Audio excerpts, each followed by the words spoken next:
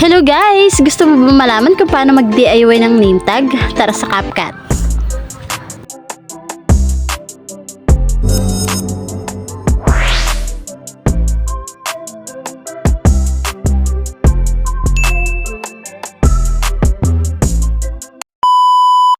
Hey guys! So ayan, nandito na kayo sa aking dashboard ng aking cellphone guys. Tara, punta tayo sa CapCut. Doon tayo mag-edit. So ayan, nandito na tayo sa CapCut. So meron ditong photo editor. Sorry nga pala sa aking baby kasi nagpapaulan siya. So ayan, baka naririnig sa dito sa sa record. So eto na. Meron na nga pala akong din-download galing sa Chrome na pwedeng maging background ng ating name tag. Ayan, na-request ng aking kinder student ay yung Batman at gusto niya kulay yellow. Yes! Nag-request siya guys. Ayan. Siyempre, kaya nga tayo gumagawa ng DIY para kung ano yung gusto niya, yun ang magagawa natin. Siyempre, diba? Ayan, meron tayo ditong mga templates guys. Kung mapapansin nyo, meron kaninang nakalagay dyan na love. Yun ang templates niya. Yun ba yung font ng design ng lettering niya? Ayan. Gumamit ako ng templates dito, yung love. Then pinalitan ko lang ng pangalan niya. Tapos ayan yung kalabasan. Then, alam niyo naman, kulay pink ko kanina. So, pinalitan ko ng color na kulay black. Ayan.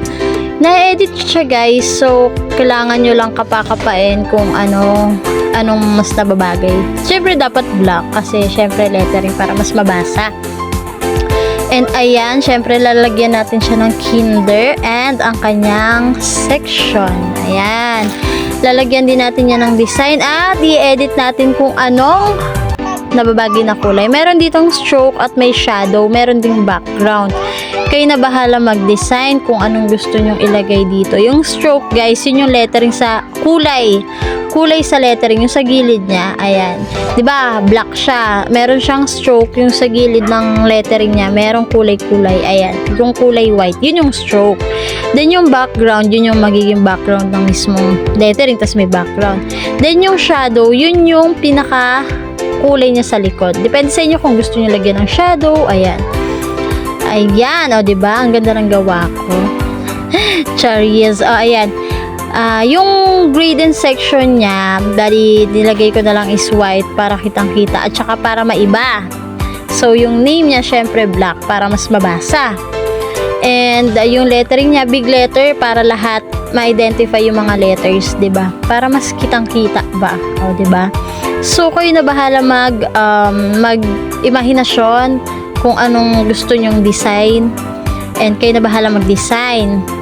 Ito, idea lang naman para sa mga gustong gumawa ng DIY name tag kasi mas maganda rin talaga yung gusto nilang design, yung gusto nila. Sila rin yung namili nung dinownload ko kanina sa Chrome kaya pinapili ko rin sila. So, ayan yung napili niya.